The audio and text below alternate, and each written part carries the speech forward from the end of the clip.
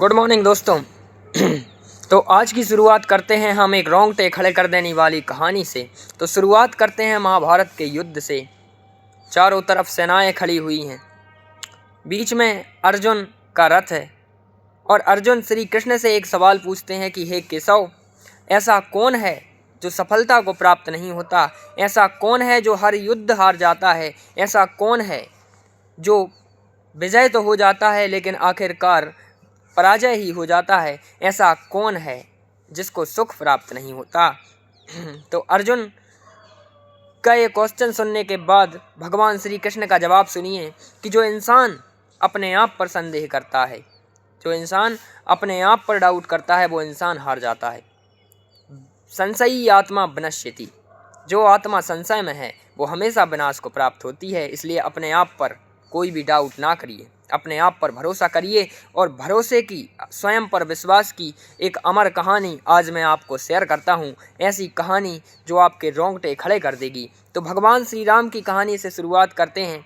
तो भगवान श्री राम की कहानी में एक रावण नाम का एक पराक्रमी राक्षस, जिसके सामने देवता तक जाने से घबराते थे, जिसने देवताओं को अपने समक्ष बंदी बनाकर रखा हुआ था, जिसने शनि को अपने पैर के नीचे रखा हुआ था, जिसने सारे देवताओं को कैद कर रखा था, पूरी दुनिया पर राज कर रखा था, उस रावण ने श्री राम की धर्मपत्नी माँ सीता का अपहरण कर लिया है। और राम को तो ये अंदाज़ा भी नहीं है कि जिस इंसान से, जिस राक्षस से वो लड़ने के लिए जा रहे हैं, वो कितना पराक्रमी है।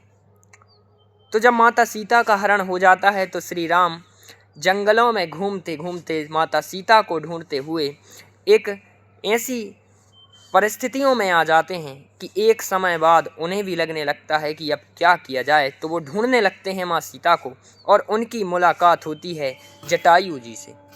जटायु एक पक्षीराज था जो कि माता सीता को बचाने में घायल हो गया था। उसके पंख जमीन पर पड़े हुए थे और श्री राम उससे आकर के पूछते हैं, घायल हुआ था, लहूलुहान डला हुआ था। श्री राम जी उससे आकर पूछते हैं कि हे महात्मन, आपकी ये हालत किसने की? तो जटायु ये कहानी बताता है कि हे राम, मैं बेटी सीता को बचा रहा था उस राक्षस रावण से, जो कि बेटी सीता को अपहरण करके लंका लेकर गया है। तो राम की आंखों में आंसू आ जाते हैं और उनसे पूछते हैं कि ज़रूर मैं सीता को छुड़ाकर वहाँ से लाऊंगा।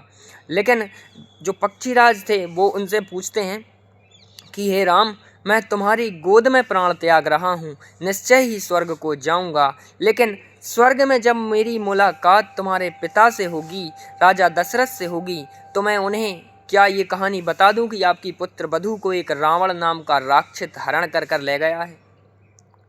तो श्री राम का जवाब सुनिए। श्री राम पक्षीराज जटायु से कहते हैं कि नहीं महात्मन, आप पिताजी से ऐसा कुछ भी मत कहिए, वरना वो स्वर्ग का सुख त्याग करके यहाँ पर आ जाएंगे। वैसे भी वो माता कैकेयी की कुलता और मेरे वन गमन से बहुत ही परेशान थे, इसलिए आप उनसे ऐसा मत कहिए।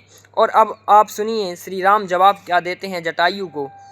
हे जटायु राज, अगर मैं राम हूँ तो रावण का पूरा कुल, उसका सारा वंश और स्वयं रावण भी को मैं स्वर्ग पहुंचा कर रहूँगा। और जब उसकी भेंट मेरे पिताजी माँ दशरथ जी से होगी, तब वो खुद अपनी बात कहेगा।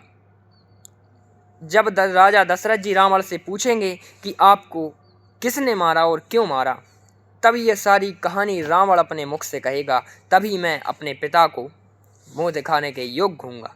तो आप सुनिए कि जिस इंसान को ये भी नहीं पता कि उसकी पत्नी को कौन हरण करके ले गया है, कितना पराक्रमी है और कितना वो चक्र विजेता है, लेकिन तब भी श्री राम का जवाब, आत्मविश्वास देखिए कि उन्हें अपने आप पर पूरा भरोसा है कि मैं सीता को जरूर छुड़ा कर लाऊंगा और रावण को जरूर स्वर्ग लगाऊंगा। तो आप खुद सोच सकते हैं कि आत्मविश्वास से ही हर इंसान अपने बड़े से बड़े लक्ष्य को पा लेता है, अपने हर ड्रीम्स को पूरा कर लेता है। तो कभी भी अपने आप पर संशय ना करें, अपने आप को बेहतर बनाने पर ध्यान दें, अपने आप को और अधिक स्मार्ट बनाइए, अपने आप को बेहतर बनाइए, तभी आप लाइफ में बड़ा कर सकते हैं।